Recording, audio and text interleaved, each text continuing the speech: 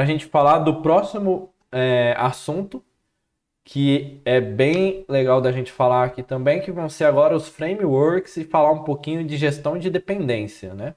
Vamos conversar um pouquinho sobre os frameworks. Como a gente, né, já falou, para mim tá médio, tá de boas por enquanto, que bom. Botando até médio tá tranquilo. Se tiver impossível, aí é complicado. Qualquer coisa eu volto, explico de novo, tá, pessoal? Não tem problema não. Pode mandar aí qualquer coisa que vocês falam que eu volto e explico de novo algum conceito que não ficou muito claro, tá? Vai fritar nós na hora de fazer a API? Nada, cara. Na hora de fazer a API é até mais fácil. É bem tranquilo, você vai ver, não tem muito segredo. E nossa, o difícil é a gente aprender os conceitos. Depois de implementar ali é tranquilo. Pode ficar tranquilo. Então vamos lá. Como já falamos, hoje em dia fazer tudo do zero, além de ser demorado e custoso, é uma perca de tempo, né? Boa parte dos problemas básicos na programação já foram solucionados pela comunidade e compartilhados para que realmente nosso esforço na programação fique em resolver os problemas solicitados e não em perder tempo em configuração. Para isso, temos as bibliotecas e frameworks que nos auxiliam a resolver esses problemas sem termos que fazer toda a solução do zero. A gente vai apresentar aqui os principais frameworks em Python. Bom, pessoal, só para, né, deixar um pouquinho claro aqui e relembrar que eu acho que vocês já viram também o conceito de frameworks, que são basicamente, vamos entender assim como, né, uma caixa de ferramenta. Que a gente tem a linguagem, que é o Python, certo? A gente tem os frameworks do Python, que seria o quê? A gente pegar tudo que o Python faz e disponibilizar coisas prontas para quem está programando fazer. Então a gente tem, por exemplo, framework para criar API, né? Para que a gente vai criar tudo do zero, desde a definição de rotas, da URL? Para que a gente vai criar desde o zero, por exemplo, autenticação com token? Sendo que isso são coisas padrões. Em toda API, ela tem uma autenticação com token, né? Ou algum outro tipo de autenticação, mas que geralmente são bem similares, o conceito ali. Para que a gente vai fazer do zero? São coisas iguais já utilizadas. Todo mundo que vai fazer uma API tem definição de rotas, definição de token, de autenticação. Para que a gente vai codar no Python ali, né, desde mais baixo nível, vamos dizer assim, da programação e fazer tudo do zero, sendo que os frameworks pode fazer isso para a gente e a gente pode focar na regra de negócio. Então, se eu for fazer, por exemplo, uma API para um cliente de supermercado, ele vai ter o quê? Definição de rotas, né? Que seria a rota para login, rota para consultar produtos. E se eu fosse fazer para isso aí teria autenticação com token. Se eu fosse fazer para uma farmácia, mesma coisa, tem definição de rotas, tem autenticação, consultas de produtos. Para que eu vou criar tudo isso do zero, né? Os frameworks vêm para trazer essa caixa de ferramenta para a gente, né?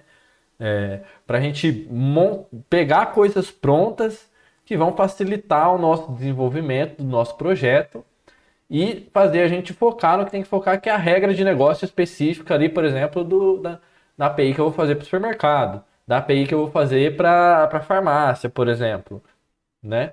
Então, assim, um conceito para vocês entenderem, pessoal, framework, vamos trazer para o mundo real, né? Fazer uma analogia aqui. Vamos supor que a gente fosse construir uma casa. E aí eu preciso do quê? De tijolo, de martelo, de, sei lá, vamos supor, de tijolo e de martelo, né? Que é algumas das coisas que a gente vai precisar.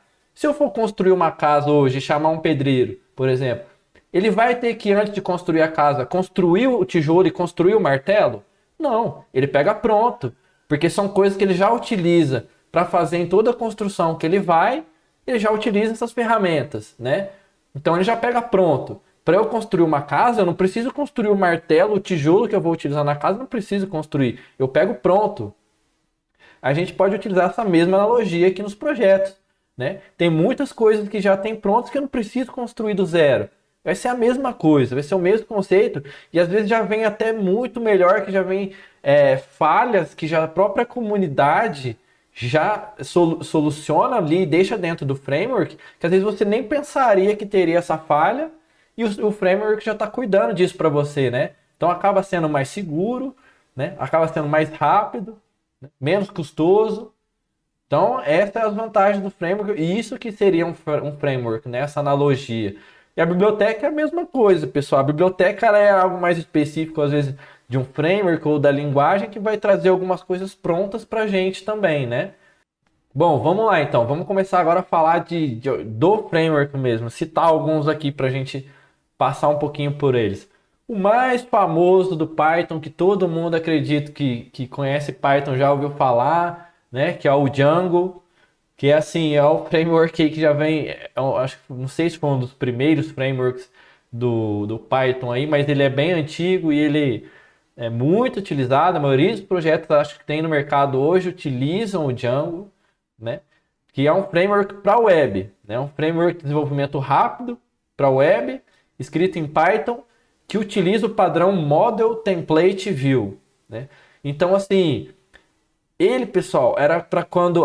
vamos só terminar de ler aqui. O Django utiliza o princípio, né, desse DRY, Don't Repeat Yourself, onde faz com que o desenvolvedor aproveite ao máximo o código já feito, evitando a repetição. O Django, pessoal, ele foi um framework que quando surgiu a web, desenvolvimento web ali, acredito que ele veio já nessa parte quando começaram a surgir os primeiros frameworks, ele veio junto. Só que aí ele veio naquela ideia de quando era já os monolíticos ainda, né? Que era aquelas aplicações que ele serve já para você o front-end, te serve o back-end, tudo na mesma aplicação. Ele não era separado nessa época, né? No começo a web era tudo junto, tudo no mesmo projeto. Você tem o front, você tem o back-end e você tem tudo dentro do mesmo projeto. E o Django era para isso, ele veio para esse intuito, né? De fazer aplicações nesse sentido. Então vamos dizer assim, que ele renderizava o front-end para você e te entregava a página pronta já ali também. Então ele tem os templates ali, que é os template view, que ele tem um template de cada página, né? Eu não sei dizer muito a fundo porque eu não trabalhei muito com o Django, bem por cima assim que eu tenho conhecimento, mas aí algumas características que ele tem. Mapeamento de objeto relacional, que são as ORM, né?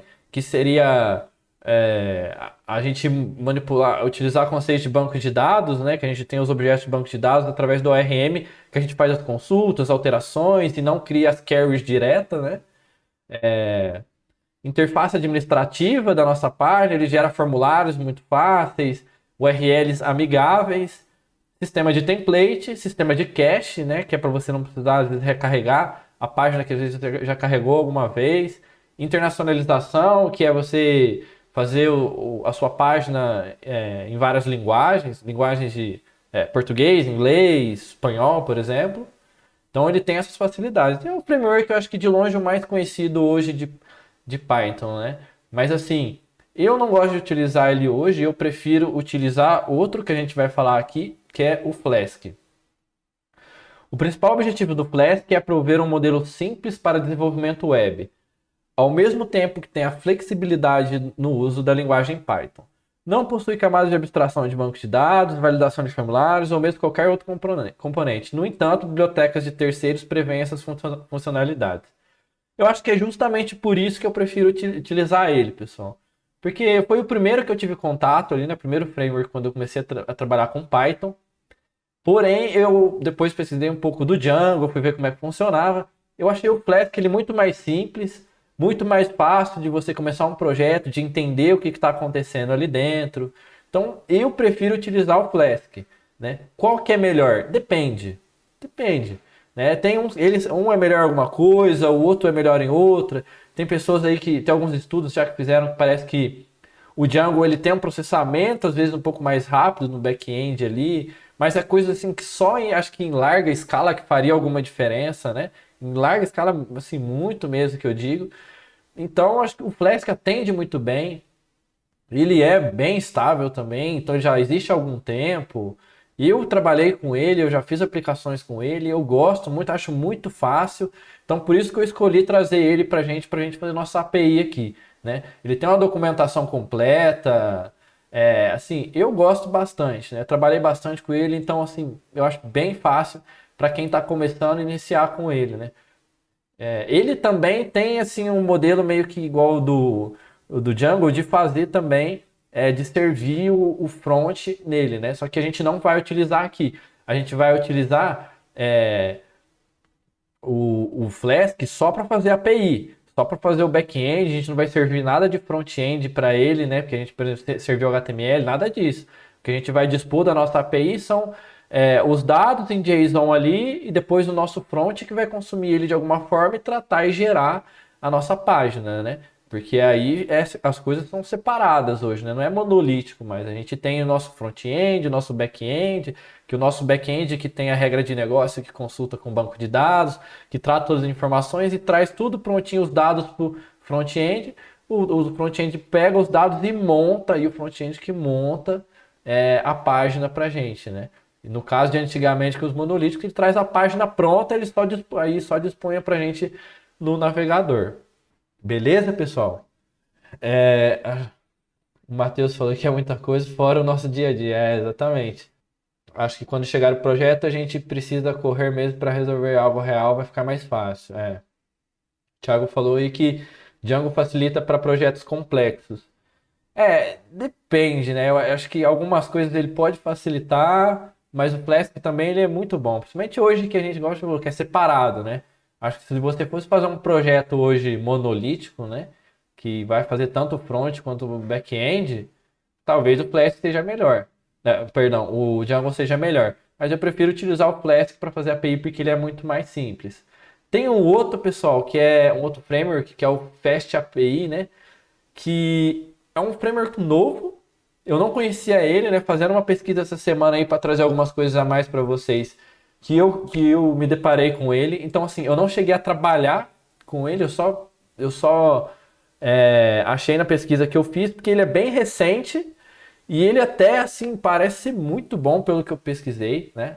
Então, ele, assim, é um framework moderno, rápido, né? De alta performance, para construção de API. Então, ele já vem, assim, montado, né? Desenvolvido, vamos dizer assim, já no conceito aí de fazer só API.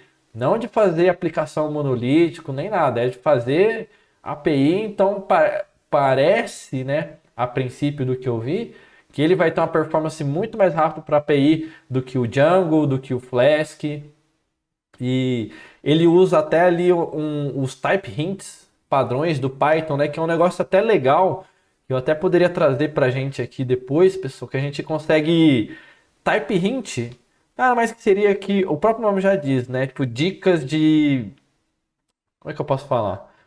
A gente definir, como no Python a gente não define, por exemplo, tipo de variável, nem nada, no código, os type hints a gente colocando o que seria aquela variável para ficar acho que mais fácil na legibilidade do código, né? De um método também a gente consegue definir o que aquele método vai retornar. Você olha, esse método aqui retorna uma string. E se ele não retornar, aí o Python ali também já trata ele, causa uma exceção se não estiver retornando uma string. O Bottle é um micro framework rápido, simples, leve, projetado para distribuir como módulo de arquivo único e sem dependências além da biblioteca padrão do Python. Ele pode ser executado com o Python 2.5 e o 3. Qualquer um 3.x.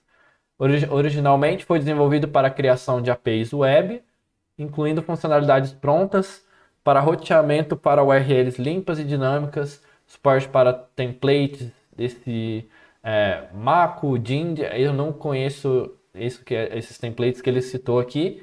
Como eu falei, eu não trabalhei muito com a parte de front, né, de tanto de software, de fazer o front ali com Python, né, mais do back-end mesmo, de tratar a regra de negócio, fazer manipulação, utilizar bibliotecas para trabalhar com matriz, fazer crawlers, tudo isso eu fiz que é mais o back-end mesmo. Então tem alguns frameworks aqui que eu só trouxe aqui para a gente passar por eles mesmo, mas eu não trabalhei, então não tenho tanto conhecimento assim para falar sobre eles para vocês. Mas mais para depois quem tiver interesse pode pesquisar, então eu só citei alguns aqui. Bom, vamos falar um pouquinho de gestão de dependências, né? Se tem um pouquinho dos frameworks ali, tem vários outros, pessoal, mas assim, eu trouxe só os principais que eu achei para a gente listar eles ali. Depois, quem tiver interesse, é legal dar uma olhada nesses que a gente passou. Quem quiser fazer projetos em Python aí para desktop, tem aquele que o Thiago mandou para a gente aí também. Eu posso colocar aqui no material depois para eu subir. E vamos falar agora um pouquinho de gestão de dependências no Python, né? Como é que funciona? Lembra lá que eu falei que a gente tem os nossos ambiente virtual, que é para separar de cada projeto quais bibliotecas que cada projeto tem. Só que como que eu controlo essas bibliotecas, né? Como que eu faço a gestão dessas bibliotecas, né? De eu saber o que tem instalado, como que eu instalo uma biblioteca, como que eu removo uma biblioteca. Para isso, a gente tem o gerenciador de pacotes do Python, que é o pip. Né? Se a gente for ver aqui, tem até o site do pyp.org. Lá é como se fosse aí quem trabalha com Node que tem um NPM. No Python é a mesma coisa, né? Seria o NPM do Python aqui, que é o pip. Então a gente utiliza ele para instalar, remover, atualizar pacotes do nosso projeto. Eu vou até abrir aqui o site para mostrar para vocês, ip.org. Aqui, pessoal, a gente vai entrar nele aqui, a gente coloca a biblioteca que a gente quiser utilizar. Então, por exemplo, eu quero utilizar a biblioteca MySQL. Aí eu dou um MySQL aqui, ele vai listar todas as bibliotecas que tem para MySQL, né? Então, se eu entrar nessa MySQL aqui, por exemplo, ele vai trazer para mim várias informações de estatísticas, quem que são o pessoal que mantém essa biblioteca, qual que é a versão dela. Essa aqui está na 0.0.2, então acho que acabaram de começar, né? Aí tem o link dela, provavelmente GitHub, lá. Então a gente tem várias bibliotecas em que a gente pode vir aqui e consultar. Por exemplo, o SQL Server. Se eu quiser utilizar o SQL Server, ele tem aqui algumas bibliotecas. Por exemplo, NumPy, que é uma biblioteca bem famosa do Python. Aí ele tem aqui a versão dela. Aí o comando que eu vou utilizar para instalar ela. A gente tem, cada projeto tem as suas bibliotecas. Então, essa gestão de dependência, né, esse gerenciador de pacote, eu vou instalar bibliotecas que pessoas desenvolveram para eu utilizar no meu projeto. E como que isso fica, né, armazenado no meu projeto? Fica no meu ambiente virtual. Para que eu faço isso? Porque cada projeto tem as suas bibliotecas necessárias daquele projeto. Então, por exemplo, nesse projeto que eu vou utilizar, que é o projeto X, eu utilizo a biblioteca Pandas. Aí eu vou dar lá um pip install pandas, a versão, e vou instalar no meu ambiente virtual. Só que no meu projeto Y, eu não preciso do Pandas. Então, para que eu vou ter essa biblioteca pesando tamanho mesmo assim dentro do meu projeto, né? Não tem necessidade. Então, eu crio um outro ambiente virtual, né? Eu não sei se você já trabalhou com JavaScript, com Node. É aquela pasta Node Modules lá, onde cada projeto tem os seus pacotes. O ambiente virtual seria aquela pasta, vamos dizer assim, né? Onde a gente separa os pacotes de cada projeto. Então, se eu vier aqui, no PyCharm e vier para criar um novo projeto, ele mostra para mim aqui, criar um novo ambiente virtual, né? Utilizando o VirtualEnv ou o PipEnv ou do Conda aqui também. E eu vou escolher onde é que ele vai ficar. Eu escolho aqui, Vamos fazer um exemplo aqui, Vamos criar um novo projeto aqui, que eu vou colocar aqui, Aula teste 1. Eu vou criar um projeto aqui. Um projeto não, o meu VirtualEnv vai ficar aqui, tá? O meu projeto também, vamos colocar meu projeto ali. Iniciei ele aqui. Vamos esperar ele criar. Que aí eu já vou até mostrar para vocês instalando alguma biblioteca, né? Beleza, então eu estou aqui no meu projeto aqui, teste 1, certo? Aí, pessoal, vamos supor que eu quero utilizar a biblioteca NumPy. Só que ela não é a biblioteca padrão do Python, então é a biblioteca externa, então eu tenho que instalar ela, né? Ele dá aqui, até para eu instalar. Só que eu posso vir por aqui e instalar, só que eu vou mostrar pelo terminal para vocês aqui, O que eu vou fazer? Eu vou dar um pip install NumPy, que eu quero instalar essa biblioteca. Se eu não passar o número da versão, ele vai instalar a mais recente, tá? eu posso selecionar qual versão da biblioteca que eu quero instalar. Ele faz o download, instala ela, beleza. Aí, tá indexando, ó, saiu o erro já, né? Então, se eu executar meu projeto aqui, pô, executou, perfeito. Só que se eu quiser, por exemplo, import pandas, uma outra biblioteca, eu não instalei ela. Se eu for executar, ele vai dar erro lá. Não tem nenhuma biblioteca com esse nome. Eu teria que instalar. Só que a NumPy já está instalada aqui, certo? Aí vamos supor agora que eu vou criar um outro projeto. Vamos criar aqui aula teste 2. Ok. E eu vou colocar aqui o meu ambiente virtual aqui também.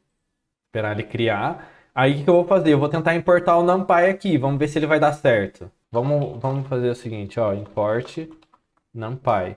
Ele vai dar erro. Porque aqui ele não está instalado, né? Eu estou usando outra ambiente virtual. Só que se eu mudar lá para o projeto 1, aqui ele não dá erro. Então ele está usando outro ambiente. Então a biblioteca está separada. Tá vendo que a biblioteca não está instalada no mesmo lugar, né? Então eu instalei em outro lugar. É, é, o conceito é esse, né? É bem simples, assim, não tem muito segredo. É para separar os pacotes do projeto mesmo. Beleza? Aí a gente tem lá que a gente viu que no site do pyp.org a gente procura as bibliotecas que a gente quer para o Python, né? A gente consegue ver todas as informações dela lá. E aqui tem alguns comandinhos. A gente tem o comando para instalar novos pacotes. Pip install, nome do pacote, né? Que eu mostrei para vocês ali, por exemplo, do NumPy. Se eu quiser listar os pacotes instalados, a gente vai utilizar o comando pip freeze. Então, se eu vier aqui no meu terminal e der um pip freeze, ele vai mostrar para mim aqui, ó, a biblioteca que tem instalada, NumPy. E se eu instalar o npm install pandas, vou instalar outra biblioteca. Beleza, ele instalou pip freeze. Fez o download, está instalando para mim o pandas, pip freeze. Aí ele mostrou aqui. Felipe, mas apareceu outras agora. Por quê? Porque quando eu instalei o pandas, ele tem bibliotecas que são dependentes para ele poder funcionar.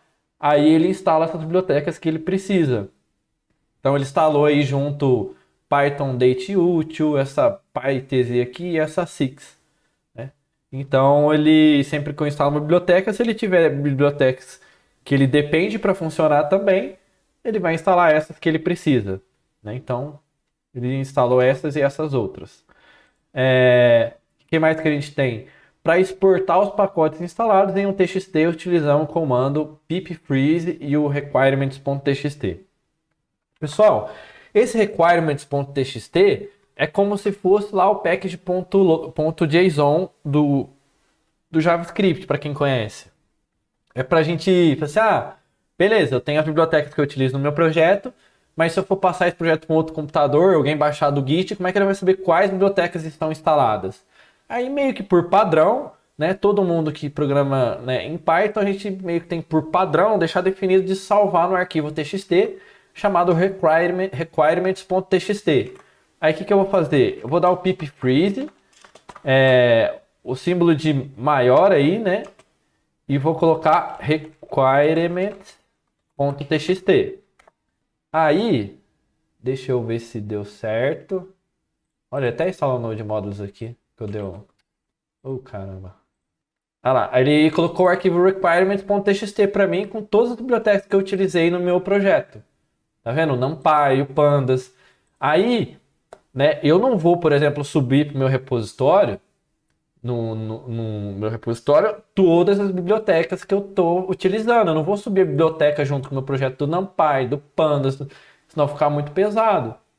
Então eu subo só o requirements.txt, o meu projeto, que são as coisas que eu fiz, e aí quando eu for baixar num outro computador ou ou se eu quiser utilizar um outro ambiente virtual, o que eu vou ter que fazer? Eu tenho que instalar essas bibliotecas para poder funcionar.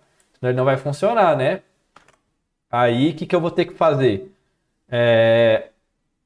Eu não coloquei aqui, mas é um comandinho que é o pip install /r requirements.txt. Requirements.txt.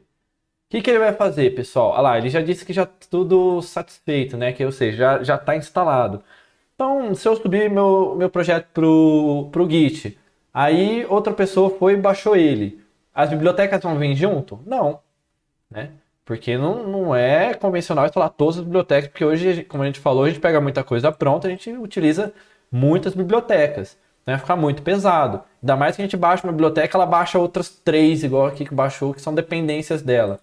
Então a gente vai subir só o requirements.txt, o nosso projeto, e aí quando a gente for utilizar numa máquina nova, alguém baixar, ou a gente utilizar em outro computador, a gente vai fazer o download dessas bibliotecas através do pip install/r requirements.txt. Ele vai entrar aqui e baixar todas essas bibliotecas que são as dependências do meu projeto. Ah, eu tenho uma biblioteca e eu quero atualizar ela. Qual que é o comando? Pip install -- upgrade e o nome do pacote, né? O nome da biblioteca. Quero remover uma biblioteca pip install, o nome do pacote. Então, por exemplo, eu quero remover o pandas. Pip install pandas. Você quer remover, ele fala se eu quero remover essa biblioteca, eu coloco que sim. Beleza, vamos dar um pip freeze para a gente ver. Ah lá, ele removeu. Só que ele não removeu as dependências, né? Então a gente tem que tomar cuidado. Eu não sei se tem algum comando que irá remover também as dependências. A princípio eu acho que não tem, né? De cabeça assim eu não me lembro. Só que aí a gente tem o requirements que ele não é alterado automaticamente. Olha lá, ele até viu aqui que o Pandas não está instalado mais, porque eu removi, né? Aí a minha IDE já até me avisou. Se eu quiser instalar, eu posso instalar aqui pela minha IDE. A IDE já avisou para mim. Então, ok, eu preciso atualizar o meu requirements.txt. Eu vou dar um pip freeze de novo. Ele atualizou para mim. Então tá atualizadinho o meu requirements com as bibliotecas que são as dependências do meu projeto. Tranquilo, né, pessoal? Não tem muito segredo, esses comandinhos. Aí, como eu falei, os pacotes sempre são instalados no ambiente virtual ativo do projeto. Então, no ambiente virtual que você colocou do seu projeto, é onde as bibliotecas vão ser instaladas. Então, eu instalei a NumPy aqui, beleza. Agora eu comecei um outro projeto em um outro ambiente virtual. A NumPy vai estar lá? Não vai. Vou ter que instalar lá também, né? E essas dependências instaladas são salvas.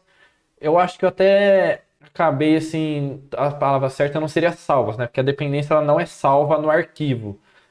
O que é salvo é o nome da dependência para a gente consultar ela e poder baixar depois no nosso ambiente virtual onde a gente for utilizar o nosso projeto. Bom, vamos colocar a mão na massa, pessoal? Fazer agora, criar uma API, criar umas classes, comportamentos, adicionar dependências, retornar para o usuário o resultado no endpoint solicitado. Vamos agora fazer uma API, finalmente, funcionando em Python aí. Bom, vamos iniciar aqui então, pessoal. Vamos criar um projetinho novo. Novo projeto. Vamos colocar aqui dentro da nossa pastinha aqui do Python. Vamos colocar aqui a aula 4. Beleza. O ambiente ali, vou criar ali dentro também. Deixa eu só fazer o seguinte aqui, pessoal. Virtual Environment vai ficar ali, beleza. Nosso ambiente virtual. Aula 4. Top. Primeira coisa, o que a gente vai fazer para a gente criar nossa API, pessoal? Vamos instalar o nosso framework, né? Se a gente até for vir aqui, vamos fazer aqui, vou mostrar para vocês, vamos colocar aqui, Flask. Ele vai trazer para a gente aqui. A gente tem, o pip install Flask, beleza. Vamos instalar ele. Pip install Flask no terminal. Dentro do terminal, dentro da nossa pasta aqui do nosso projeto. Beleza, pessoal? Vamos dar um pip install Flask para ele instalar para a gente o Flask. Instalou, sucesso. Vamos importar aqui primeiro, pessoal, from Flask import Flask, né? Da nossa biblioteca Flask, eu vou importar a classe lá que tem Flask. Vou criar um objeto aqui, que vai chamar app, que ele vai ser igual Flask, né? Que eu importei ali, e vou passar o name. Esse name, pessoal, se não me engano, ele pega o nome da nossa classe, tá? Olha lá, que é a main, no caso aqui, até do nosso main, ele faz esse if aqui. Beleza. Aqui eu estou criando a nossa variável com o nome de app, que vai ser a aplicação do Flask, né? Que é a aplicação do nosso framework, que vai subir para a gente esse projeto, rodando em alguma porta, rodando em algum IP, que a gente colocar. E para a gente rodar ele, a gente vai fazer o seguinte, esse app, que é o objeto que a gente instanciou, .run. Se a gente for ver aqui, ele já mostra até algumas coisas pra gente que a gente consegue colocar, né? Host, que é o IP que a gente vai querer rodar, a porta, se é no modo debug, entre outras opções que a gente tem, tá? Mas a princípio, de primeiro momento, o que a gente vai colocar? Vamos rodar local aqui, que é o IP local da nossa máquina, que é 127.0.0.1, que é o IP local da nossa máquina quando a gente quer rodar, né? Toda máquina tem esse IP, né, pessoal? Quer dizer que é o IP da nossa máquina local, esse IP 127.0.0.1, em todo o computador, tá? E a gente vamos rodar aí na porta. Beleza, vamos rodar para ver se vai dar certo? Legal, olha só o que ele tem. Né? O que ele tem, não, o que ele mostrou aqui. Rodando, né, na porta, né, no IP 127.0.0.1, na porta 500, né? Até coloquei errado aqui, eu quero rodar na 5000. Geralmente a gente cria por padrão 5000, 3000, né? Depende, pessoal. Aí tem que tomar, a gente pode criar qualquer porta que quiser, desde que o sistema operacional não esteja utilizando essa porta em algum outro software, algum outro serviço. Tá que é bom tomar cuidado, porque tem algumas portas que são consideradas não seguras, tá? Eu já até fiz isso uma vez que eu me deparei com isso. Se a gente colocar aqui, ó, unsafe port error in Chrome, por exemplo. Tem algumas portas que os navegadores consideram que não são seguras. List, vamos colocar aqui. Ah lá, tem algumas portas que se a gente colocar elas, pode ser que ou o navegador ou alguma aplicação vai acusar erro, tá? Então é legal a gente às vezes se atentar a isso, porque teve alguma vez que eu quis colocar uma porta aleatória, acho que foi a 6000, não lembro. Aí no meu navegador eu não conseguia acessar minha API. Aí eu fui entender o porquê. Depois que eu fui pesquisar, depois de 2 horas batendo cabeça, que eu fui ver que ela era uma porta que não era considerada segura. Só um detalhezinho aí simples que eu trouxe aí pra vocês. Mas beleza, então olha que legal, já tá rodando. A gente. Deixa eu ver aqui. Ó, tá rodando, certo? Coloquei, dei um play aqui. Se a gente for ver, ó, ela continua rodando. Ele não parou, igual quando a gente roda lá os exemplos que a gente fez até hoje. Ele rodava e parava. Não, como ele é uma aplicação, o nosso framework por trás, ele já tá fazendo tudo isso pra gente.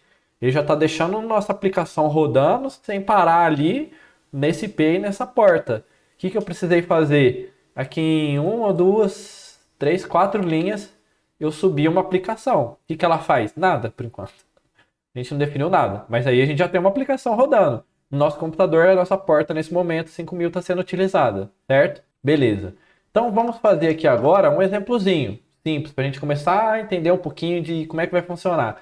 Quero definir uma rota, né? Uma rota, uma URL, né? Que ali eu vou ter o http http //, 127.0.0.1, 2.5000, barra algum prefixo ali que eu vou colocar, que vai definir a rota, que quando eu acessar, através de algum método, né? Seja get, post, put, delete, que eu acho que vocês chegaram a ver em alguma aula aí, que eu acho que deve ter sido com o Dani. Eu defino o método que eu quiser e o que vai ser executado nessa rota. Então, vamos fazer aqui agora, ó, para a gente definir como é que funciona. A gente vai fazer @app, né? Que isso aqui é um decorador também do Flask, que a gente pode falar que é um decorador do Flask para nossa rota, para nossa função. Que a gente vai colocar @app.route e a gente tem aqui a rota que eu quero colocar, né? Então vamos colocar aqui um padrãozinho, por exemplo, ó, /API, /v1, que é a versão 1 da nossa aplicação, por exemplo, /hello. E eu quero definir os métodos get. Eu quero que ela aceite só o método get por enquanto. Eu posso colocar get e post, get, post, put, mas eu quero só get por enquanto. E aí eu vou definir a função, né? Lembra que isso aqui é um decorador para alguma função. Eu vou definir agora uma função para essa rota, o que vai ser executado essa função. Vamos colocar um hello, função. Vamos retornar aqui, ó. Return, olá mundo, minha primeira API em Python. Retornar uma string, beleza? Definir uma rota, então, aqui com esse decorador, que essa função aqui, ele está definindo ela, que ela vai ser executada quando essa rota ser chamada através desse método. Então, eu vou rodar. Beleza, nosso projeto está rodando. Como é que eu vou testar? Para a gente testar, pessoal, eu vou utilizar o Postman. Eu não sei se vocês já conhecem, eu acredito que sim. O Postman ele vai simular um front-end para a gente, né? Como eu falei, a nossa aplicação é separada em front-end, back-end, banco de dados, enfim. E o front-end consome o nosso back-end, certo? Então eu vou fazer aqui, a nossa base URL, né, da nossa aplicação é sempre http o IP a porta que a gente subiu. Então a nossa base URL, né, a base da nossa URL, da nossa aplicação aqui, nossa API, é sempre essa. 127 ou localhost, né? A gente pode utilizar localhost quando a gente coloca. Ele é a mesma coisa que 127.0.0.1, tá, pessoal? Ou seja, ele aponta para o IP local nosso, da nossa máquina. 2.5000. Qual que é a rota que eu defini aqui? Barra API, barra V1, barra hello. Certo? Eu defini minha rota aqui. Essa rota. E qual método que ela aceita? Get. Então aqui eu defino qual método. Então no Postman eu estou simulando um front-end, né? Que eu estou consumindo um endpoint. Isso aqui é o endpoint da minha aplicação. Onde ele vai me retornar alguma coisa. O que esse endpoint vai retornar? Ele tem que retornar isso aqui, ó, essa string. Uma string normal. Vamos ver se vai funcionar? Olha que legal. Ele retornou aqui, ó, Olá Mundo, minha primeira API em Python. Já está funcionando. Se a gente for ver aqui no nosso console, ele até mostra quando a gente recebe uma requisição. Ele mostra a data, o horário, que tipo de requisição foi, qual rota que foi e qual foi o código HTTP que ele retornou. Ou seja, 200. Deu tudo certo ali com a minha requisição. Vamos agora dar uma implementadinha um pouquinho melhor nessa aqui, só para gente, antes da gente aprofundar um pouquinho mais, vamos importar da nossa biblioteca do nosso framework do Flask uma classe que chama response. Nesse response, eu quero devolver para o meu usuário uma resposta mais formatada, né? Eu estou retornando só uma string. Se você for ver aqui, o Postman ele até identificou como HTML. Só que eu quero retornar um JSON, já quero retornar uma estrutura de dados ali. Então o que eu vou fazer? Response, chamar essa classe aqui que eu importei. E no response, deixa eu apagar isso aqui. Vamos lá. Response, eu quero que ele mostre. Ah lá, ele tem algumas opções para a gente aqui. A gente consegue definir a resposta, o status do HTTP, o meme type, né, que eu vou retornar. Então, vamos colocar aqui agora, ó, eu quero retornar um objeto JSON. Vamos até criar um dicionário aqui, não, dictionary, que vai ser mensagem. Então, vamos chamar aqui, ó, retorno API, e ele é um dictionary, que aí ele tem uma chave que vai chamar mensagem, e o valor dela vai ser aquela string que eu estava retornando. Então eu tenho esse dictionary aqui. Eu quero retornar ele no meu response como um JSON. Como é que eu converto isso aqui para JSON? Eu vou importar aqui uma biblioteca padrão do Python que chama JSON. Vou passar para o meu response aqui a minha resposta. JSON.dump, né? Que esse .dump ele vai pegar o objeto dictionary que eu passar para ele e converter em JSON. Então, o parâmetro que eu passo aqui é o dictionary que eu criei ali, que é o retorno API. E no meu response, eu vou definir também aqui, ó, no meme type, para ele vir no header da minha resposta, né? Que é um JSON. Então, quando eu faço uma requisição HTTP, né? Eu tô passando para ela que eu posso definir um body, eu posso mandar no header que tipo de coisas que eu estou enviando, né? Se é um application.json. Tem várias coisas que eu envio no header da minha requisição. E a minha resposta, ela também tem um header que define algumas coisas para mim, né? Então, nesse caso, como eu não defini nada, ele até já interpretou como um HTML, só que não é. Eu quero dizer já para quem receber minha resposta, eu falo assim, olha amigo, você está recebendo isso aqui é um JSON. Como que eu defino isso? No header da minha resposta. Então, o meu meme type aqui que eu vou definir, eu vou colocar o quê? Como que eu falo que é um JSON? Application/JSON. Isso aqui é como se fosse um código que, quando eu passo no meu header da minha requisição, ele diz, ó, isso aqui que eu estou te retornando é um JSON. Aí o meu front-end, quem está consumindo, vai saber que isso aqui é um JSON, certo? Então, beleza, pessoal. Eu enviei aqui, ó, response, né, que eu criei para já montar uma resposta para o meu usuário. Um dictionary que eu criei aqui de dados, que vai ter uma mensagem, um olá mundo, minha primeira API em Python. JSON.dumps, né, que eu estou convertendo meu dictionary em um JSON e estou avisando na minha resposta, ele vai colocar no header dela lá que ela é um JSON. Vamos ver se vai funcionar? Deixa eu parar, colocar para rodar de novo aqui. Beleza, está rodando, não deu nenhum erro. E vamos agora fazer mais uma requisição, ver o que vai retornar dessa vez. Olha que legal, agora ele já entendeu que é um JSON. Se eu for ver aqui no meu header, Olha lá o content type dele que tem. É um application de barra JSON, né? Ele já quem está no meu front ali já vai entender que é um JSON que eu estou respondendo, né? E ele já até trouxe aqui, ó, montadinho para mim. A chave aqui de mensagem, o valor dela é Olá Mundo, minha primeira API em Python, né? Ó o Thiagão aí, Thiago. Ô, saudade, cara. Vê se aparece, mano. Thiagão é firmeza. Bom, então vamos seguir aqui. Fizemos um exemplo simples, né, pessoal? A gente fez aqui a requisição get. Se eu quiser, eu posso fazer que ela é post. Até para vocês verem aqui, vamos supor que eu não tivesse colocado hello, uma rota que não existe. O que vai acontecer? Ele vai retornar, ó, 404 not found. Por quê? Porque em nenhum lugar aqui da minha API eu defini essa rota. Então, olha, até avisou aqui que alguém tentou acessar essa rota, barra API, barra V1, só que retornou 404 porque ela não foi definida em nenhum lugar, né? Então, por isso que ele não tem o que retornar, então ele retorna um HTTP code, né? Um código HTTP 404. Né? A gente tem até uma tabela HTTP, pessoal, que é de código HTTP, que a gente segue ela que cada código significa alguma coisa.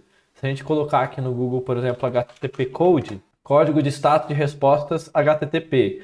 Para cada requisição que eu fizer, o meu back-end ele vai retornar uma resposta e um código. E esse código, às vezes, pode ter alguma coisa já do que essa resposta quer dizer.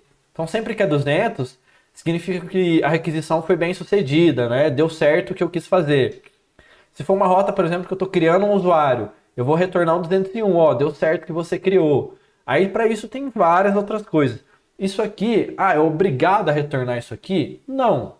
Mas é um consenso que tem, né, um padrão a ser seguido, né, um padrão do REST, né, quando a gente fala API REST, significa que a gente segue esses padrões, né, que é receber requisições com GET, PUT, POST, DELETE, head, tem vários outros tipos, que são esses padrões, e esses padrões de respostas por código também.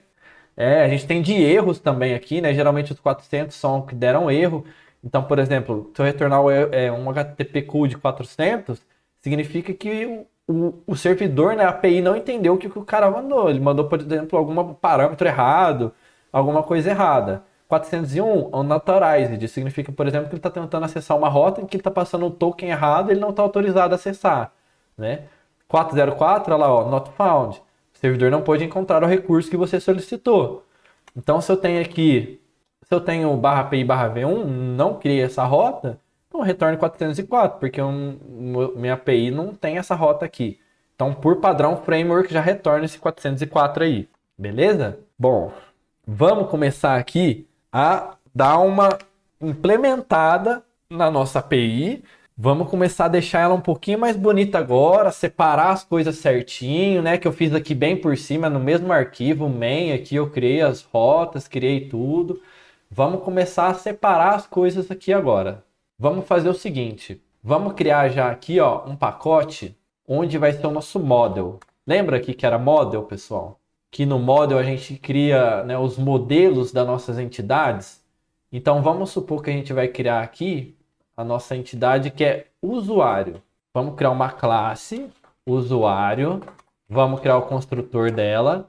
E esse usuário, vamos supor que ele tenha só um nome e senha. Nosso construtor aqui, a gente passava o self.nome igual a nome, self.senha igual a senha. Beleza. Então já modelamos a nossa classe usuário, beleza? E aí vamos criar um novo pacote separadinho aqui agora, que ele vai chamar routes, né? Eu gosto de chamar de routes, pessoal. Eu vejo alguns padrões de projeto que a gente chama de routes. Só que eu acho que por padrão eu vou até mudar para ficar padrão. É que eu gosto de seguir um outro tipo de padrão. Existem algumas variações, tá, pessoal? Então, assim, isso aí vai de projeto para projeto, não tem assim obrigado a implementar alguma coisa, não. O ideal é seguir algum padrão, né? E a gente tem alguns deles. Aí que eu vou seguir igual dos outros projetos para a gente manter esse padrãozinho aqui. E aqui a gente vai definir o controller de usuário. Então vamos definir aqui, ó, usuário controller. Criar o nosso arquivo dentro da pastinha de controllers, pessoal. E aqui dentro a gente vai criar as rotas referente a esse usuário. Então, vamos supor que a gente faça aqui, vamos fazer o seguinte. Nessa rota, eu vou utilizar aqui a biblioteca do Flask ainda, aqui, ó, from Flask. Eu vou utilizar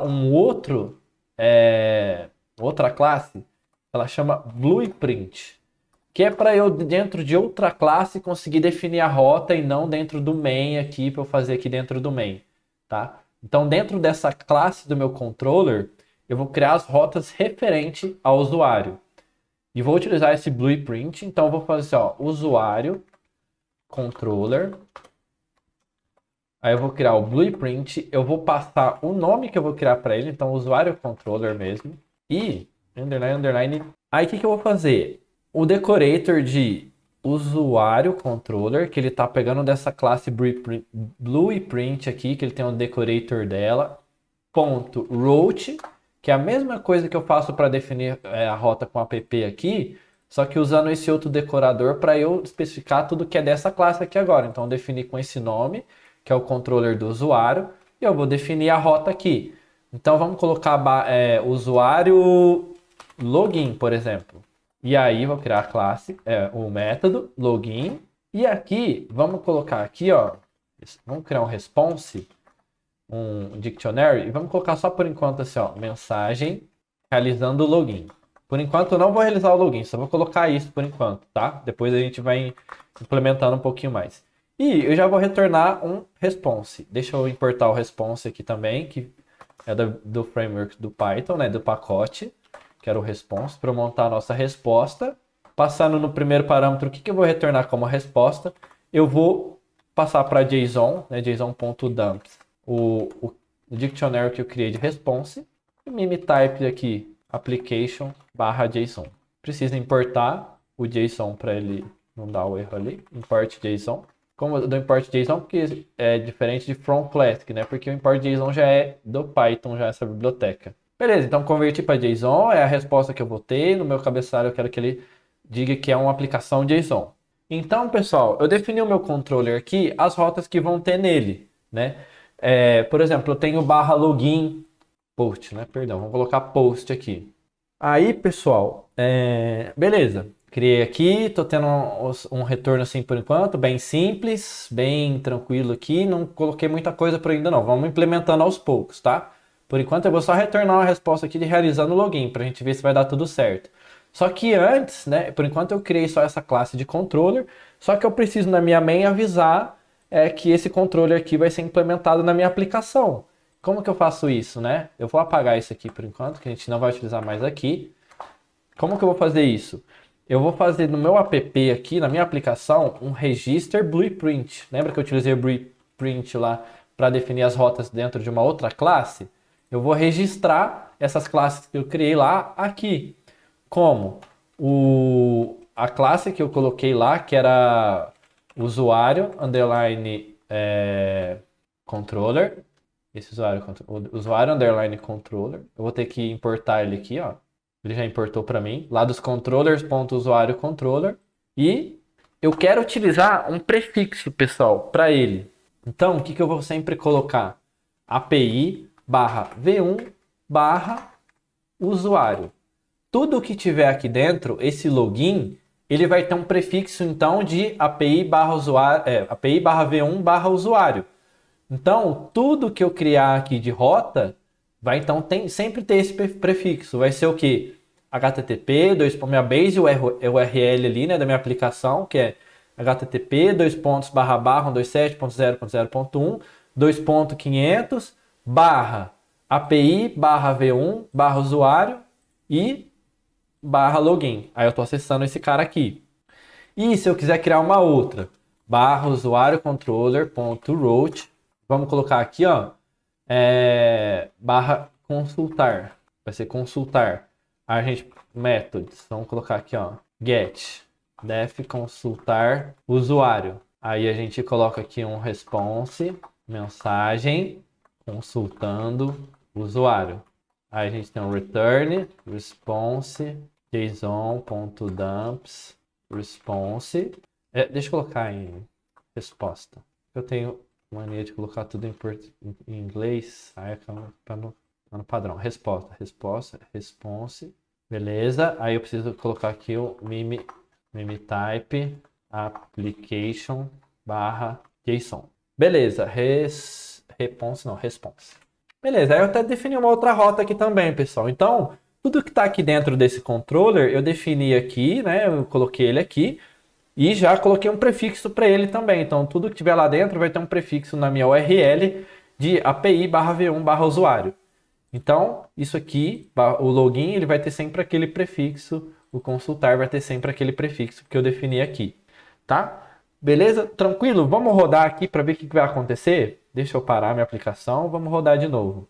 Ele deu algum erro aqui. Deixa eu ver onde que ele deu erro. Ah, aqui eu preciso definir, ó, URL prefixo. É o nome da variável que eu quero definir, né? Senão ele pega por posição e às vezes a URL prefixo não está na segunda posição.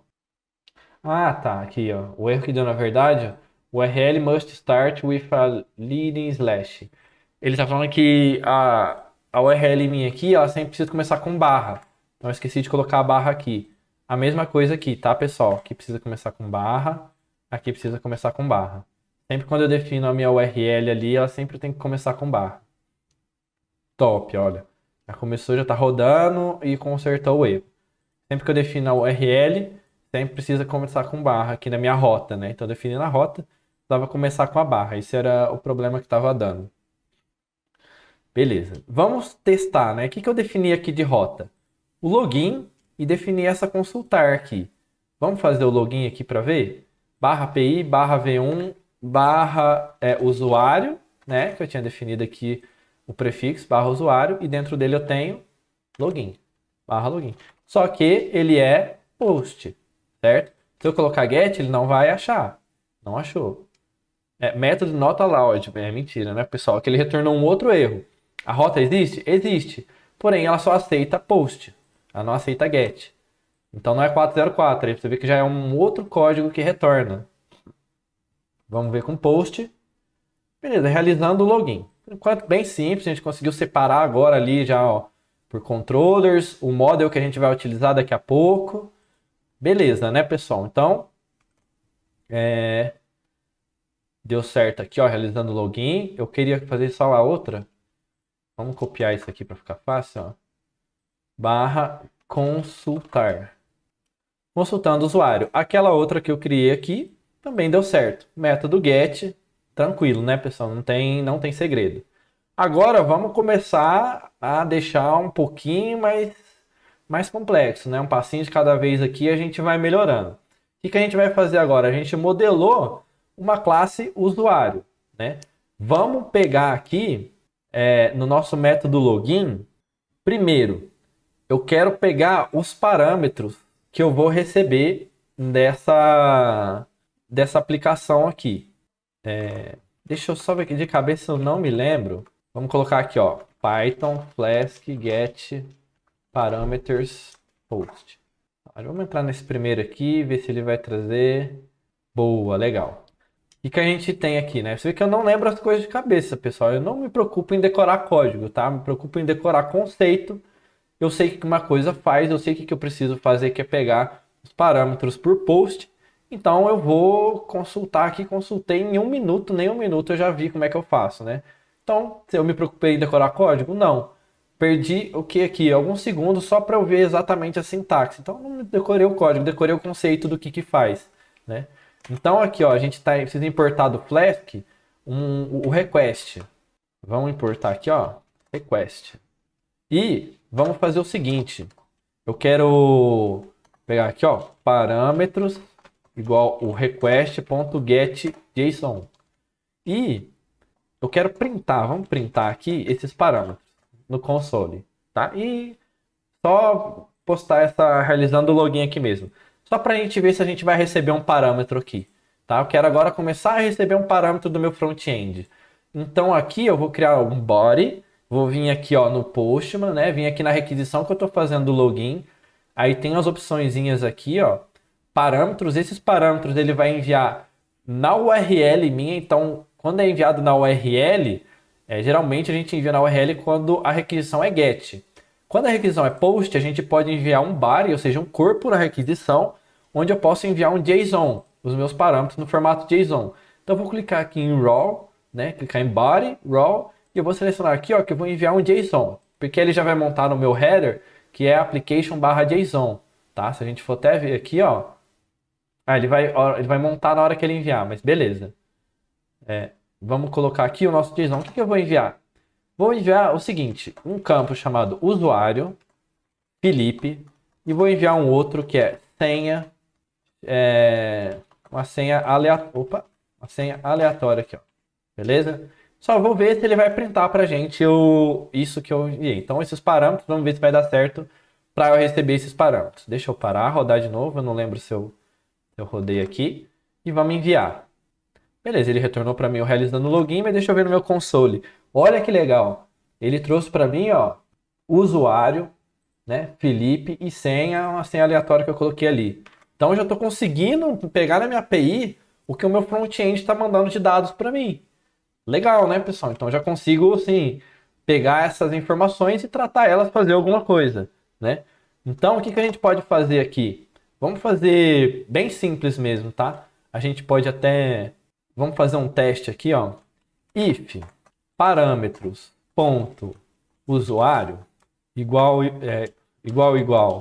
Felipe e parâmetros ponto senha igual. Vamos colocar uma outra senha aleatória aqui, ó. Eu vou retornar o seguinte. Deixa eu criar essa resposta aqui, ó. Aqui em cima, parâmetros resposta. Por enquanto a mensagem eu vou deixar sem nada. Não vou printar mais aqui, vou tirar o print. O que eu vou fazer? Minha resposta, eu vou resposta mensagem, porque eu tenho aqui, ó, é um dictionary, certo? Então eu tenho um campo aqui, a chave mensagem e o valor, o que eu vou colocar aqui? Vamos colocar, ó, login realizado com sucesso. Se não for isso, vamos fazer o seguinte, resposta, mensagem, usuário ou senha incorretos. E vamos ver o que vai acontecer. Vamos ver se vai dar certo essa lógica que a gente montou aqui. Beleza, startei minha aplicação, vamos enviar. Ó, eu tive um erro aqui, eu fiz alguma coisa errada. Dict object has no attribute usuário. Por quê? É um dictionary. Lembra que eu cometi esse mesmo erro até na última aula, porque o dictionary eu acesso ele assim, né, e não com ponto. Eu poderia vamos fazer o seguinte, ó.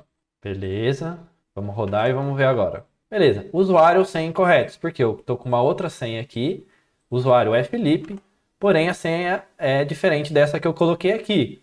Vamos colocar essa mesma senha agora? Quero enviar a senha agora correta. Vamos ver se o login funcionaria. Legal, ó. Login realizado com sucesso.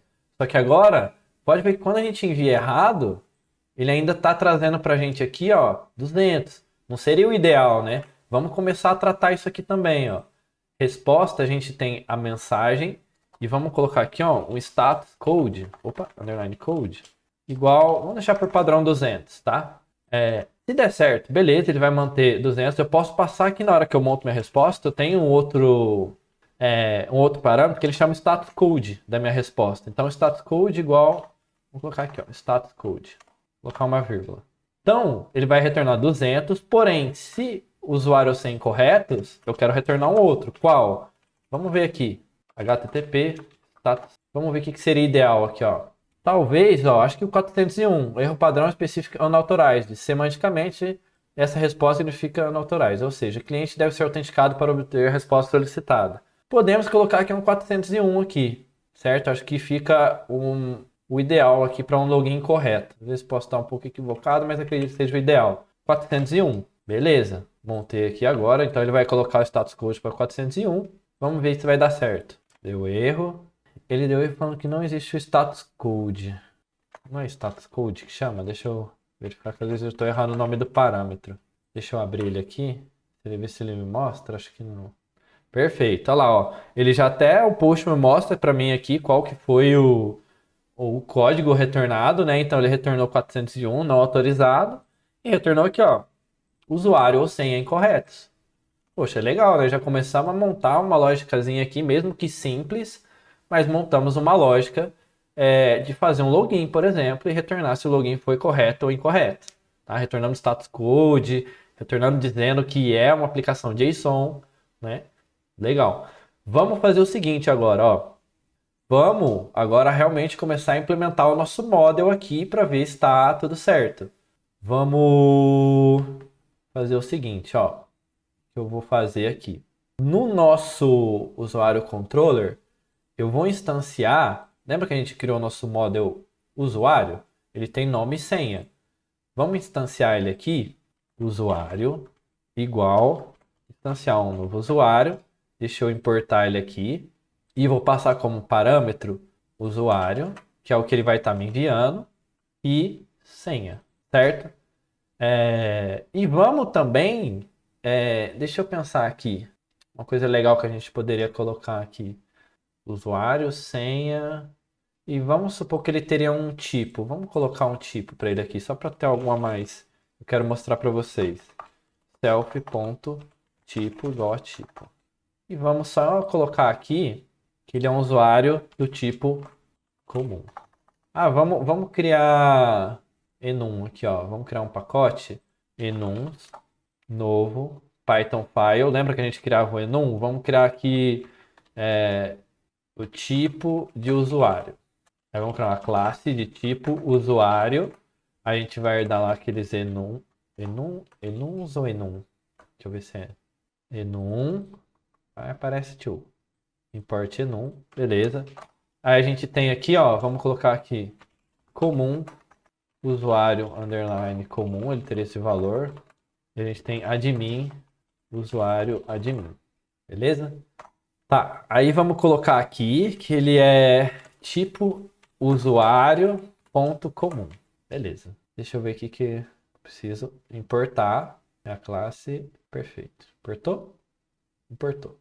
Então eu instanciei um objeto aqui, onde eu estou criando com o usuário sem que ele digitou. Aí aqui eu vou fazer diferente, ó. Aí aqui sim eu vou fazer usuário.nome foi igual a Felipe. Usuário.senha foi igual a essa senha aqui. Ele vai realizar login. Vamos ver se funcionou, pelo menos para a gente estar instanciando o nosso model aqui, né? Vamos ver. Usuário ou senha corretos. Vamos colocar a senha certa? Usuário ou senha, login realizado com sucesso. Beleza, né? Até aqui nada de novo, a gente só instanciou um objeto de acordo com os parâmetros que ele passou, só que agora vamos fazer mais uma coisa aqui ainda, ó. Eu quero fazer que além de tipo, quero fazer aqui ó, um token. Quero que ele tenha um token, certo? Um atributo de token. Só para ter um atributo aqui. Assim que eu realizar o login realizado com sucesso, o que eu vou fazer agora? Eu vou fazer aqui um usuário.token e vou gerar um token aleatório para ele aqui, tá? Mas só para a gente ter como exemplo mesmo, que seria um token que eu enviaria para ele aqui, tá? E aí agora, eu quero retornar para ele, pessoal. Eu quero fazer o seguinte, eu quero colocar esse return aqui, e até posso tirar esse status code daqui, posso colocar aqui 200. Posso tirar ele daqui. O que eu fiz aqui, pessoal? Deixa eu minimizar. Eu fiz um pouquinho rapidinho, mas vou explicar para vocês. Eu tenho o meu usuário, que é o objeto, certo? Instanciei ele aqui agora, passamos parâmetros do tipo, que ele é um tipo comum. Passei um token para ele agora se o login for correto. Só que agora eu quero retornar como resposta esse usuário. Essa classe que eu instanciei aqui. Como que eu faria isso? Eu vou pegar o meu objeto, usuário, e vou colocar uma propriedade aqui que é ponto underline underline dict e underline underline. Ele vai pegar esse objeto meu, vai converter os atributos dele e ele em um dictionary. Lembra, isso aqui é um dictionary, ó. E ele vai converter em um dictionary e depois para converter para JSON e retornar como resposta, certo? Então na minha resposta vai ter que vir o quê? Esse usuário que eu tenho, esse objeto, convertido em JSON. Vamos ver se vai dar certo? Beleza, criei aqui, vamos ver se vai funcionar. Ó, cometi algum erro. Eu não passei o token, tá? Porque como ele era obrigatório aqui, ó, eu não vou colocar ele obrigatório. Eu vou começar com ele vazio primeiro, tá? Porque eu não quero, quando eu instanciar ele, eu quero instanciar em algum outro momento. Para ele não dar o erro no construtor. Ele estava variável aqui no construtor, então era obrigatório eu passar ele. Então não quero passar mais. Eu quero só passar o tipo e o token eu quero me distanciar em algum outro momento, tá? Então esse atributo ele existe aqui, ó, self.token, porém já está inicializando com um valor vazio aqui, né? Um string vazia. Vamos rodar. Eita! Object of type usuário is not a JSON serializable. Ele não consegue converter o meu enum para JSON. O que que eu posso fazer? Né? Na verdade, eu posso passar aqui, ó, ponto value. Ao invés de passar o enum, eu passo o valor do meu enum, tá? Porque aí ele não consegue converter o meu enum para JSON. Agora sim, pessoal. Olha que legal. E até seria o ideal, né, pessoal? E não passar o enum e sim o valor que corresponde a ele, né? Olha que legal. O que que ele fez aqui, pessoal? Ele retornou para mim, olha isso, nome, senha, tipo e até um token aqui, né? Que eu gerei para ele. Então, eu só fiz o quê? Peguei o meu objeto, o usuário, coloquei ponto, underline, underline, dict. Ele converteu meus atributos do meu objeto, da minha classe, em um dictionary, converteu para JSON e enviou como uma resposta. Então, olha para você ver, na minha resposta eu já tenho um nome, tenho uma senha, tenho que tipo de usuário que ele é, e já tem até um token aqui que, por exemplo, eu gerei na mão aqui agora só como exemplo, mas eu poderia na minha API já gerar um token para ele fazer as outras requisições nas outras rotas minhas, né? Então foi só um exemplo aqui, só codado na mão mesmo para vocês verem. Então, e se eu errar a senha aqui, ó, deixa eu adicionar um caractere, o usuário é o 100 incorretos, perfeito. 401, retornou 401 ali para mim. Tranquilo, né, pessoal? Então, assim, é, não tem muito segredo, foi, assim, é bastante conceito, mas são conceitos simples, né? Que a gente for vendo que quando a gente for colocar em prática, vai fazendo um pouquinho mais de sentido pra gente, né? Mexendo aqui com os status. Vamos supor aqui agora, pessoal, vamos fazer um exemplo bem legal aqui agora, ó. O que que eu vou fazer? Esse de consultar, vamos, aqui já tá funcionando aqui, né? O nosso login já tem um exemplo funcionando e retornando aqui até a nossa classe, convertendo e tudo certinho. Tá, agora vamos fazer um outro exemplozinho aqui, simples também. Eu estou usando tudo dados estáticos aqui, tá, pessoal? Tudo hard codado mesmo, só para a gente entender o conceito, né? A gente não está conectando com um banco, a gente não está fazendo essa consulta aqui no banco para ver se esse usuário existe, a gente não está usando uma biblioteca para realmente gerar um token para validar. Tudo hard codado só para a gente entender o conceito, que eu acredito que é o mais importante para a gente nesse momento.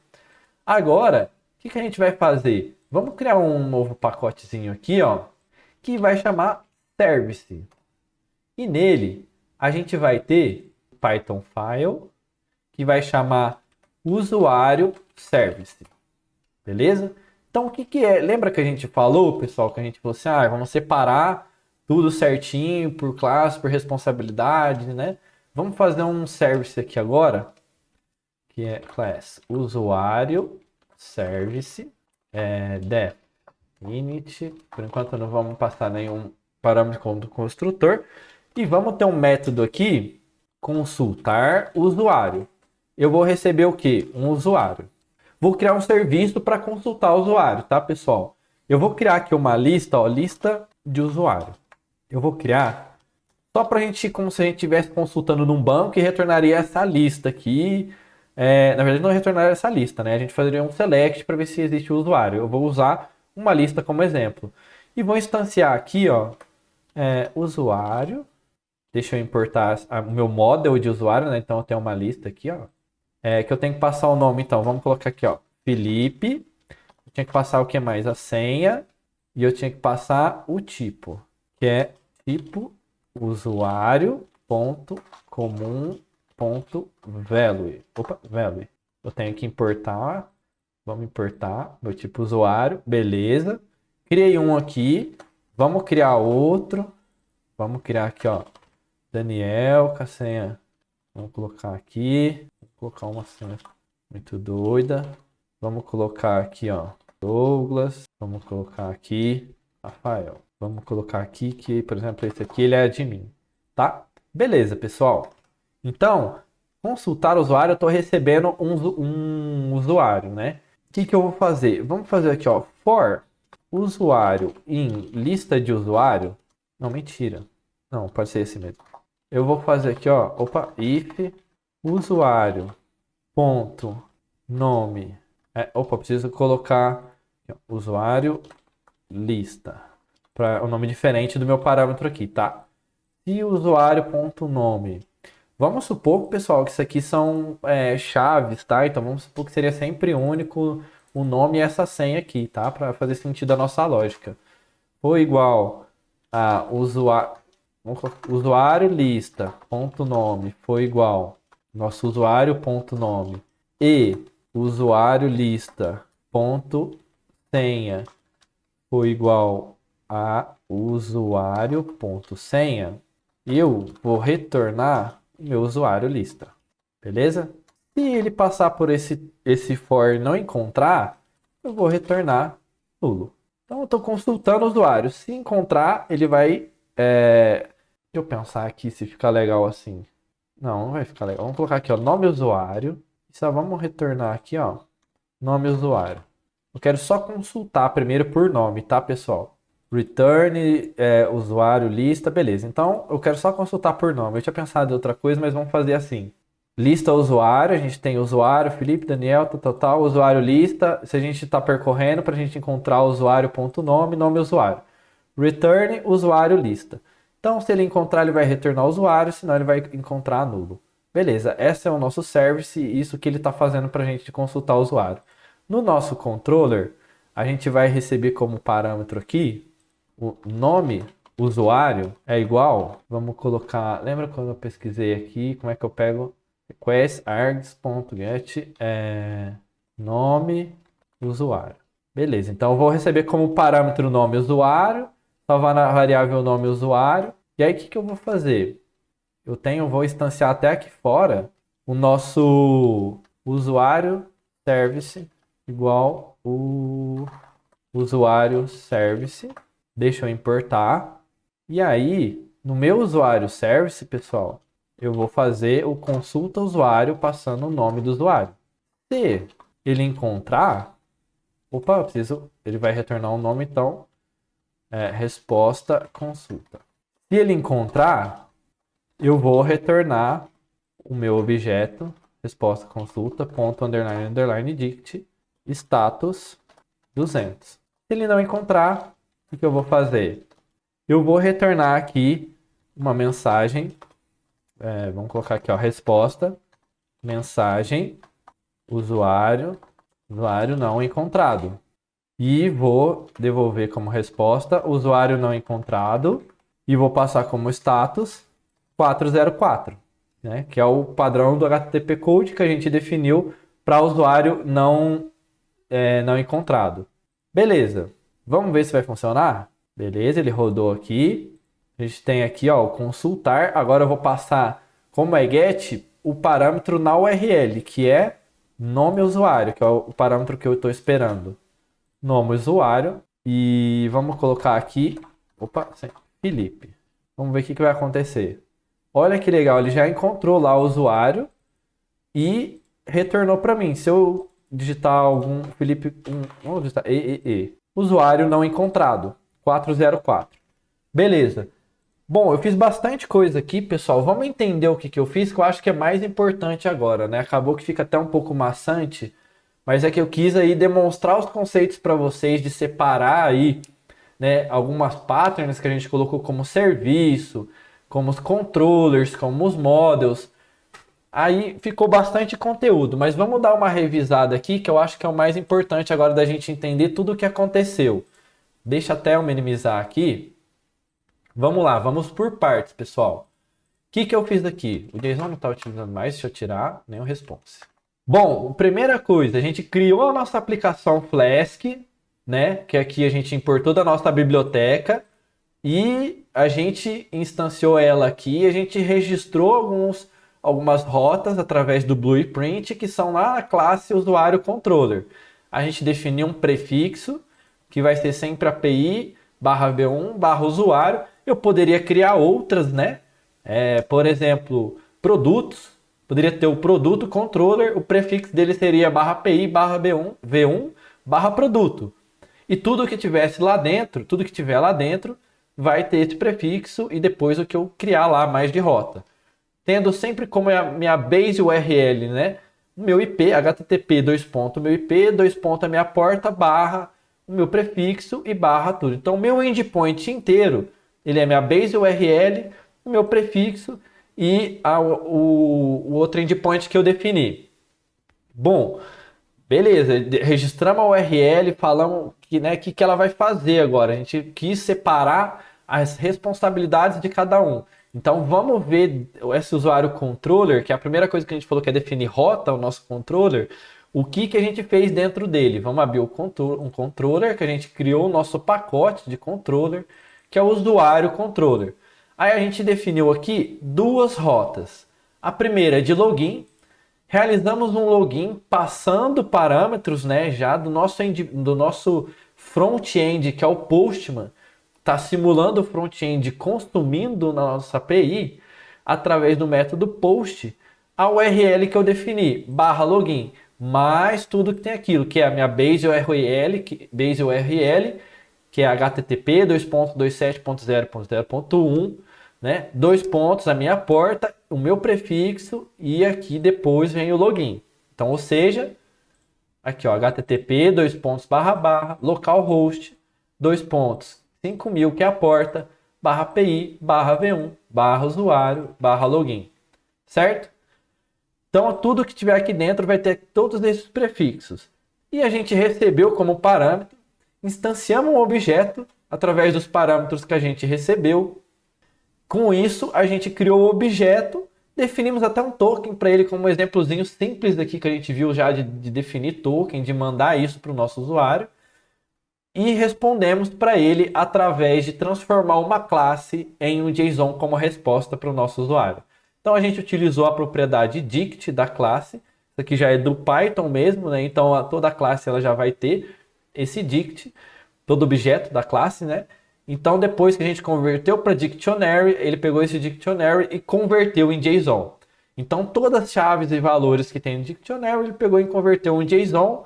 Passamos já também, aprendemos a passar um HTTP code, então passamos o HTTP 200, ou seja, deu certo a sua requisição. Dizemos que era JSON. Se der errado, né, se ele digitou um usuário ou senha errado, a gente retornou uma resposta e até retornamos um status diferente. Então retornamos usuário ou senha incorreto, né? Tranquilo, né, pessoal? Aqui até aqui, sem segredo. Depois a gente definiu uma rota para a gente consultar, né? Consultar um usuário, né? Então, que a gente vai fazer aqui? Pegamos o nome do usuário de uma outra forma agora, né? Agora, como é GET, ele está vindo na URL. Então, se a gente for ver aqui, pessoal, olha só que legal. Ele montou aqui sempre que os parâmetros vão numa URL de uma consulta, o front-end sempre vai consultar, ele vai colocar esse ponto de interrogação e tudo que vier depois vão ser os parâmetros. Então, tem o nome do parâmetro igual o valor. E aí, então aqui eu tenho o nome de usuário.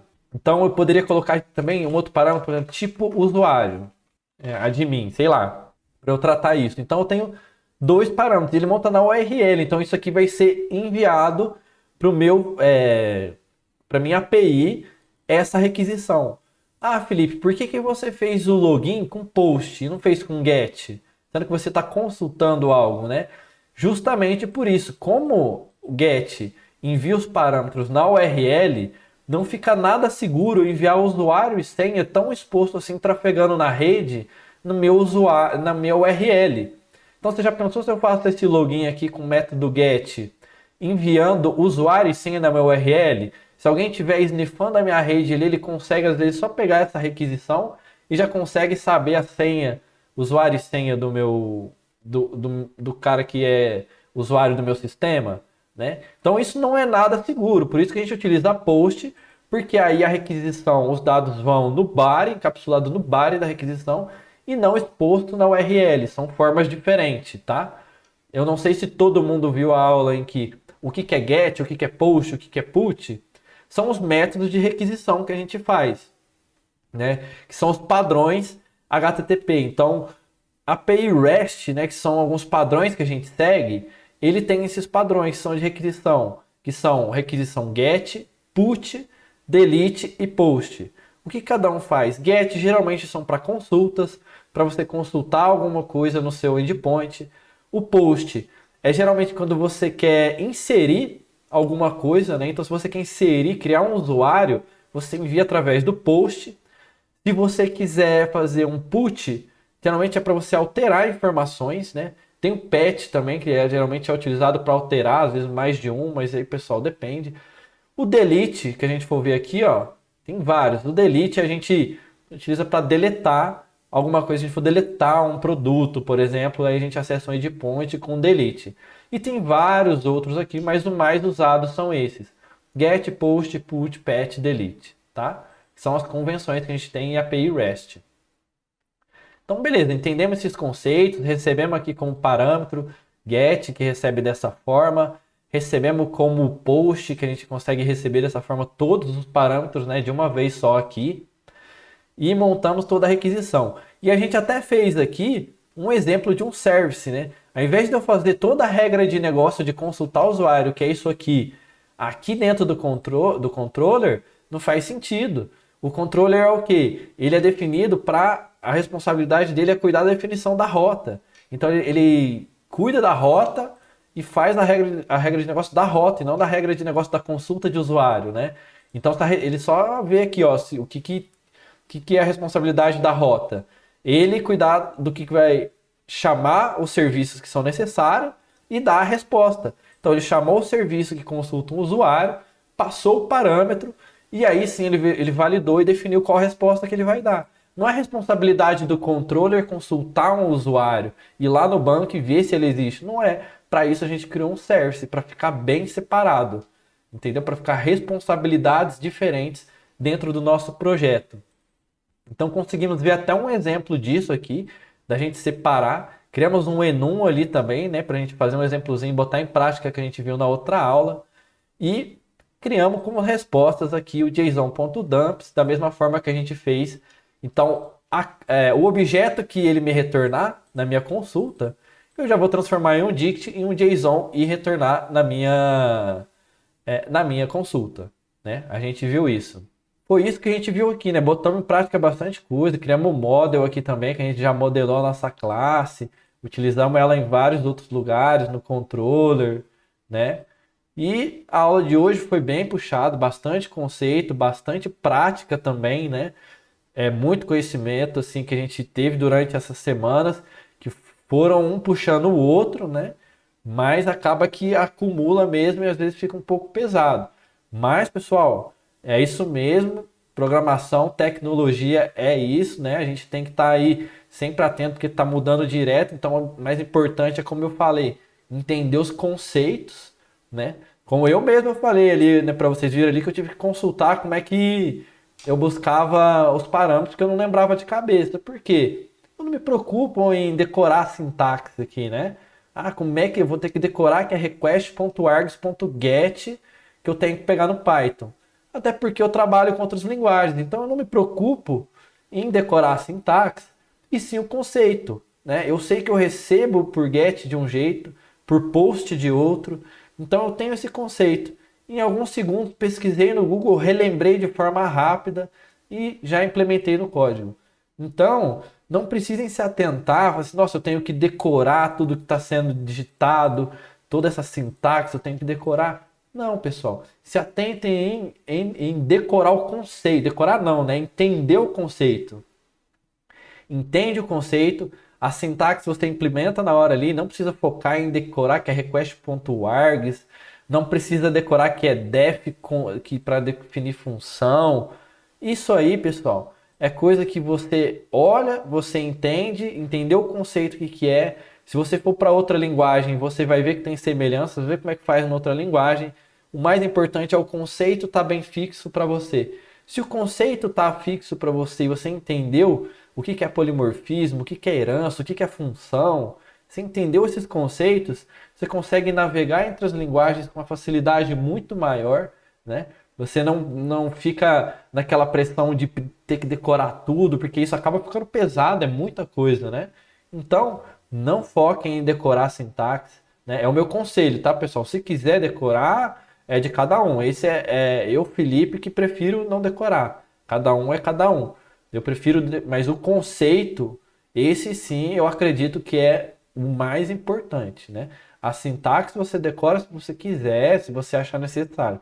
Agora, o conceito é o mais importante de você fixar, né? O que são objetos, classes, herança, isso são conceitos, né? Design pattern, né? O que são as patterns?